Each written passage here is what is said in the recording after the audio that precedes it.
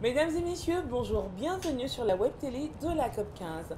Dans notre rubrique L'invité, nous recevons ce jour une dame. Il faut dire qu'elle a intégré la filière café-cacao dès la fin de ses études supérieures. Elle a occupé au sein de cette structure plusieurs fonctions. Depuis, elle est le directeur en charge des délégations régionales et de la commercialisation intérieur du Conseil du café cacao, le régulateur de la filière. Oui, nous recevons pour vous ce jour Karine Laure Pouet. Bienvenue. Merci. C'est un honneur pour nous de vous recevoir. Pareil pour nous d'être là aussi. La première question qu'on est tenté de vous poser, c'est de savoir quelle est la mission du Conseil du café cacao.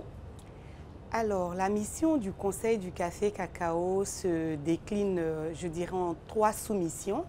La première mission, c'est de stabiliser la filière café-cacao. La seconde, c'est de la réguler. Et la troisième, c'est de la développer. Et quelle est la particularité du café et du cacao produits ici en Côte d'Ivoire? À ce sujet, je peux dire que la Côte d'Ivoire, comme l'origine même du cacao à la base, est vraiment bénie des dieux. Parce que pour ce qui concerne le cacao, il faut dire que nous avons développé un cacao qui a un goût particulier. Pour les transformateurs, on parle d'arôme.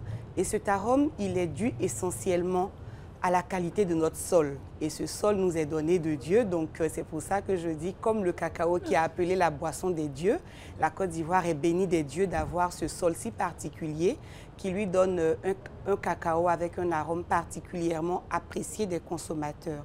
À cela, il faut ajouter que les résultats de la recherche scientifique ivoirienne nous ont permis d'obtenir aujourd'hui un cacao qui nous donne des fèves assez grosses, permettez-moi l'expression, qui permet donc d'avoir suffisamment de beurre et cela fait vraiment le bonheur des transformateurs qui donc apprécient qu'il y ait beaucoup de beurre dans le cacao et également des fèves d'une certaine taille qui facilitent donc le broyage et les transformations. Pour ce qui est du café, nous avons pu développer 7 terroirs. Et ces terroirs-là permettent donc pour les connaisseurs, donc pour les fins palais de café, d'avoir des goûts différents en passant d'une région à une autre. Voici un peu ce qui fait les particularités du café et du cacao de Côte d'Ivoire. Et quel est l'objectif de toutes ces délégations régionales à cette édition de la COP15? Alors, l'objectif des délégations régionales pour cette COP15 et pour toutes les activités qui concernent le café et le cacao en Côte d'Ivoire, c'est de permettre de mettre en œuvre sur le terrain les activités du Conseil du café cacao à l'endroit des producteurs.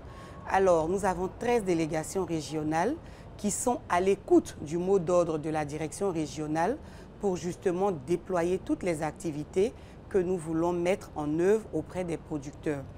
En ce qui concerne la COP15, le Conseil du café cacao, bien entendu, accompagne l'État de Côte d'Ivoire dans la recherche des financements pour permettre justement de pouvoir développer son programme d'agroforesterie qui pour le moment est développé en propre et financé entièrement par le Conseil du café cacao.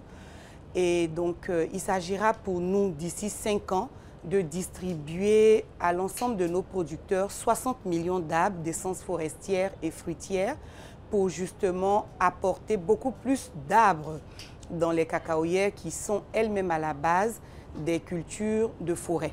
Voici un peu notre objectif. Ça sera donc d'accompagner le gouvernement pour lutter ensemble contre la progression de la désertification. Et justement, on sait que pour produire le cacao, on a forcément un abattage d'arbres, donc on parlera de déforestation, on parlera aussi d'exploitation de la terre. Alors, qu'est-ce que le Conseil met en place pour éviter justement qu'on assiste à l'appauvrissement de nos sols et la désertification, vu que la thématique de cette COP est de préserver essentiellement la terre et de lutter contre la désertification? Merci bien. Le Conseil du café cacao développe plusieurs stratégies. La première consiste à fournir, sinon à mettre à la disposition des producteurs des itinéraires techniques respectueux du climat et de l'environnement. Je le disais tantôt, depuis la campagne 2020-2021, Le Conseil du café cacao a commencé à distribuer des arbres d'essence forestière et d'essence fruitière aux producteurs de café cacao. Donc, nous sommes inscrits dans une dynamique d'agroforesterie. Ça, c'est le grand projet et grand programme, on va dire, de cacaoculture en ce moment. La deuxième des choses, c'est que nous encourageons toutes les initiatives privées et publiques qui aident les producteurs à produire eux-mêmes, sinon à fabriquer eux-mêmes le compost, donc l'engrais biologique, qui lui a la capacité de préserver les sols beaucoup mieux que les engrais chimiques. Vous verrez dans toutes les activités du Conseil du café cacao, il n'y a pas de distribution d'engrais. Mieux, pour pouvoir adresser la question de quel engrais fournir aux producteurs pour assurer la pérennité de notre cacaoculture et sa durabilité, nous avons, avec des partenaires privés, par le passé, travaillé sur quels pourraient être les types d'engrais à choisir en fonction des différentes régions de production. Donc, nous sommes très soucieux de ce que pourrait être l'engrais qui va accompagner la culture du cacao parce que nous savons que la préservation des sols est un gage de durabilité, est un gage de pérennisation de la culture du cacao et du café.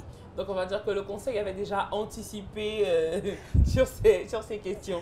Exactement. Merci d'avoir accepté d'être avec nous et j'ai envie de vous demander vos mots de fin.